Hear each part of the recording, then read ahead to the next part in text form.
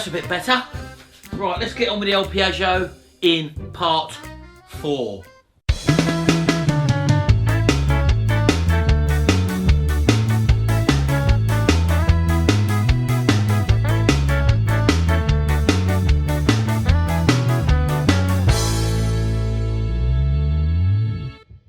Okay then, well, as you know, we've got the engine and the rear wheel out of the Piaggio now. We've got the bodywork to work on, as you know. I've still got a bit more work to strip down on here. I'm going to take the front wheel off. I'm going to try and get this elevated, get it lifted up, and maybe also take the handlebars off, because all them controls have got to be done as well, sorted out and cleaned up. Let's show you. As you can probably see there's a lot of festering on the controls there.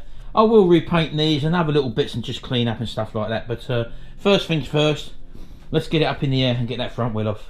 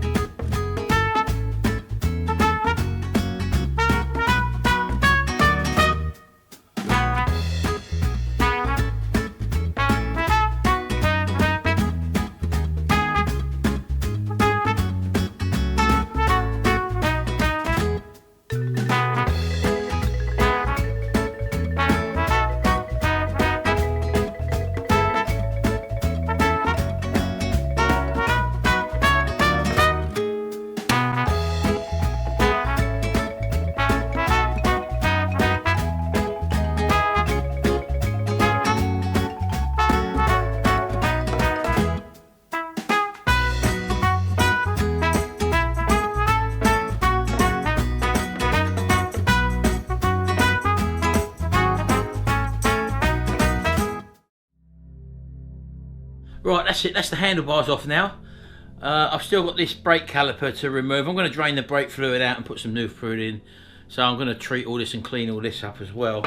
I did notice when I was turning the front wheel that the steering was a bit graunchy. So I'm going to need to take out the actual shaft for the steering and look at the bearings on that as well. So that's another thing. Right, that's that stripped down anyway. I've got a little bit of hassle with the front mudguard. I think I'm going to have trouble getting the screws out of them. One of the screws is right through here, I can see. If I come in through the front there, as you can see on the top there, it's not so bad getting onto the screw. It's the underneath which is so rusted underneath in the mudguard area. And if I come in under here, for example, you can't probably see it, but there's one screw there for this side plastic panel there. I just know that's going to chew off and break off. So, and looking up there, which again you can't really see properly. Let's get a torch. And if I shine a torch up there, you probably can't see it, but right at the very back there is where the rusted bolt is, and there's no way that's going to be able to come out. And that's half the trouble with these mopeds. The sort of screws on the inside aren't really well protected, so you know you've got to be aware that you're going to get problems. And there's another one there, for example, holding the cables on there, as you can probably see. This all needs to be stripped down. Brakes are going to all need stripping down, and also the suspension is going to all be coming off and cleaned or whatever. So we'll know more when we get there, but that's going to take me a bit of time to just get these last few bits off, and we're then left with a chassis. And the sort of things we've got is bits of rust sort of thing there, and I did rub this down, as you can see before I started to rub it down, but it's actually gone very rusty again in the process, and that is only surface rust. And the sort of thing I'm going to need to attack is sort of here is again in joint sort of thing, so that's another thing there. And one thing you can't see, I'll show you when I turn it up or stand it up on its edge, for example. Underneath here, under the main plate there, is where these tend to rust, and that causes an MOT failure due to this whole unit here being a structural unit. So we'll have a look under there. I think it's okay under there. I'm going to need to take the side stand off as well. Coming around the back here, the rear mudguard's got to come off there. So stick with me. I'm gonna get these bits off now, and then we'll come back and have a look, and we'll look at the next stage. So one more thing I'll show you. Let's have a look at them rusty bolts that I put in there from the last video. Let's have a look in the vinegar. So if you remember, this is the little container of rusted bolts that I put in a little cup of distilled malt white vinegar, and as you can see, something's happened at the moment by the state of that. And I'm just going to pull a couple of items out now and maybe just give them a little white brush and see what we got. So let's get a bit of tissue down here. Let me get set up first, because as I say, this is a system which I'm probably going to be using now for cleaning up old rusty bolts and stuff like that. So something I know is rusty. You know, this old washer, for example, this I know is all full of crud and rust, so let's give it a wipe off first and just see what we got. Well, I know this was rusty, as I said to you. So if you've had rust eat away at the metal, you're going to get a greyness or a darker grey. That's not rust, that's the actual just pitted, where it's pitted the surface. So yeah, I'll just wipe that off. That's without doing any scrubbing at all. And as you can see there, the rust, all this darker bit, the rust is actually gone, and that's just the darker where it's been pitted. So yeah, that's come up. There's a bit of copper there, look. Right, let's pull that one out. What else have we got in here? Yeah, things like these bolts, these, as you can see, was all crudded up on the heads, if you remember rightly. Let's just wipe that off. And then just give it a little bit of a wire brush. I will be neutralising these, as you know, in a baking soda solution. But again, as you can see, it's now a perfectly usable part. That would come off of the crank, the cases for the belt drive. So yeah, I've got loads of them to do. Oh, this thing I know for a fact was full of rust, because I had to hold it in the pliers, hold this back thing in the pliers to undo this bolt. So let's have a look. Let's have a look at it beforehand while I've pulled it out. As you can see, it's still got loads of crud and crap on it, but this thing was really tight on the threads. So, but if I just wipe it off, again, I don't know, this is all new to me as well. I don't know whether it's taken or not. Drops it. I've dropped it back in there. Oh God.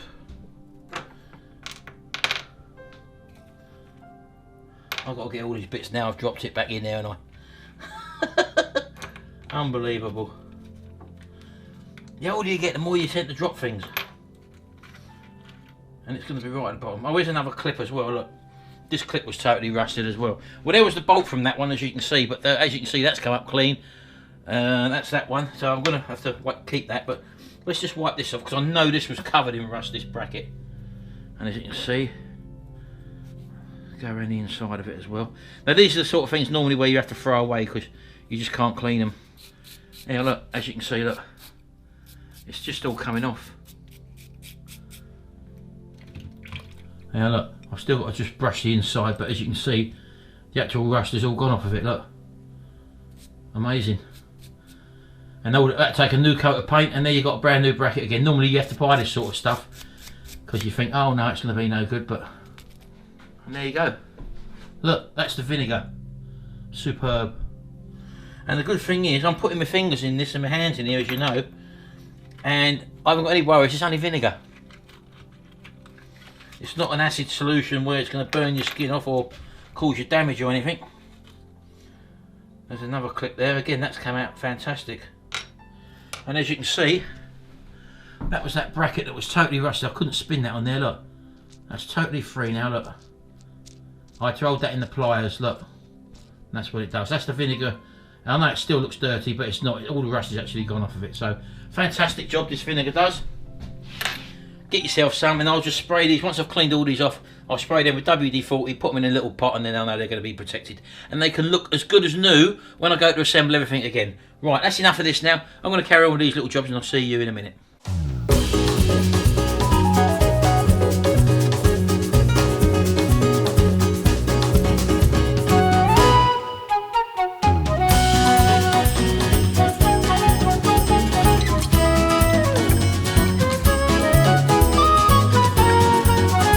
As with all these cheap mopeds now produced on a budget,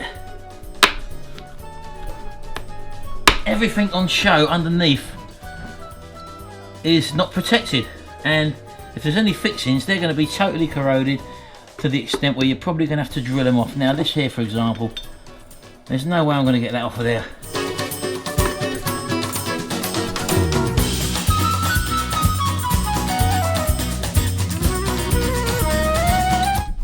And this is one of the biggest problems you come up against when dealing on these cheap bikes. The manufacturers just don't consider stripping them down when something happens to them. And as I say that, I've actually done it. And how about that? Well, that is a surprise. I expected that to break. It's in a little plastic clip and it's a tiny little screw. Look at that little thing, look. How small is that? Unbelievable. It goes through plastic with a metal insert behind it. That's the thing you're dealing with here.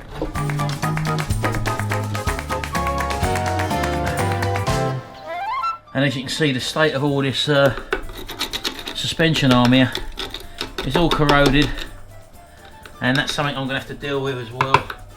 I will put that, de-rust all that. And I'm trying to get the forks off so I can drop the forks down so I can get access to these bolts for this mudguard here. So that's where I'm at the moment. So I'm just going to persevere and try and get free under here, and then I'll come back to you. Right, well what I can do is to feed this cable through that hole so I can get the throttle cable out. Got to release this clip here, little plastic clip there, that just pulls out I think. Come on, easier said than done, there we go. Right, that should hopefully now pull straight through, there we go. Just like there's enough space to get it through. Easier said than done. Now again, the brake hose wants to come through, but to do that I'm going to need to disconnect the caliper. I'm going to have to undo this olive here and remove this. Just hold that like that. Again, I'm not squeezing down, I'm just giving something to pose against. There we go. Nothing's damaged. Now, as I say, normally you've got to be careful of brake fluid because that will remove paint, which we don't want to do. Hope you can see what I'm doing here. Right, that's the brake disconnected. I'm just going to put that back in there, and I'm going to have to keep this upright at the moment because that's still full of fluid. Right, okay, that's stood up over there. Now again, I've got fluid in this line here, which I'm really not too worried about, but I'm going to try and pull these two now through the bottom of the yoke now that they're disconnected. I'll take that plastic clip off and put that back up there, I know where that is. Alright, okay, so coming from below, oh, this is going to be the awkward bit, getting the cable through. Let's get that one out first if I can. If I can get the brake one out first, I might be alright.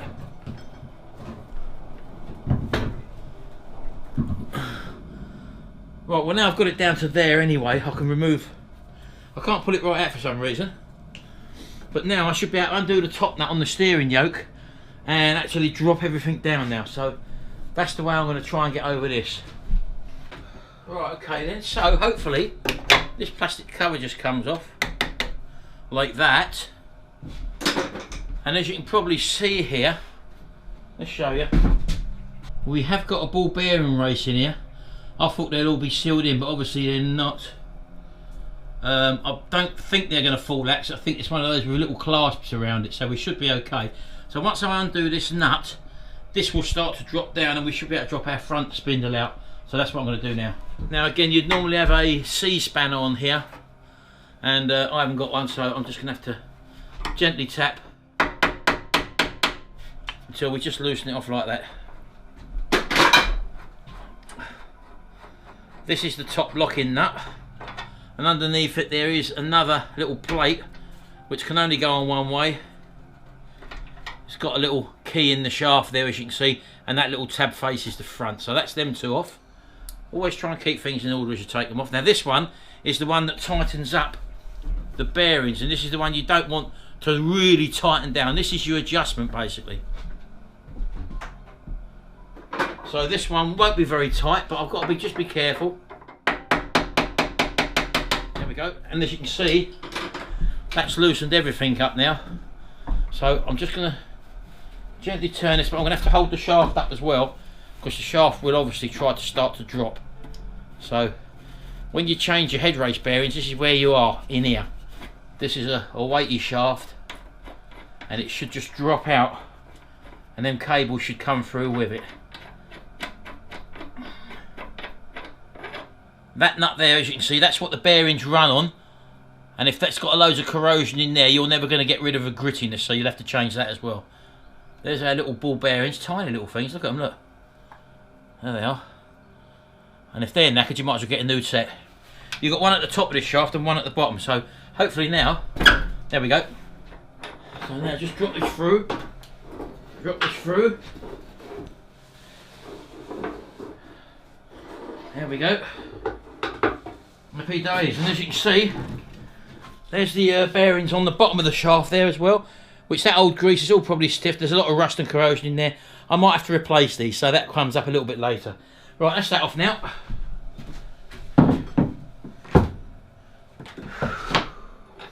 Right, okay, so I can now strip this down on the workbench at my leisure. Right, okay, let's have a little look at what we've got under here as well. Right, well, I don't know whether you can see or not, but all along this, again, rust seam line here, we've got bubbles of rust here. All that's going to have to be treated. And one of the things which I was telling you about, which on our one seems to be okay, is the underplate there, which tends to rust very heavily and corrode, and then that's an MOT failure. So our one's going to be okay.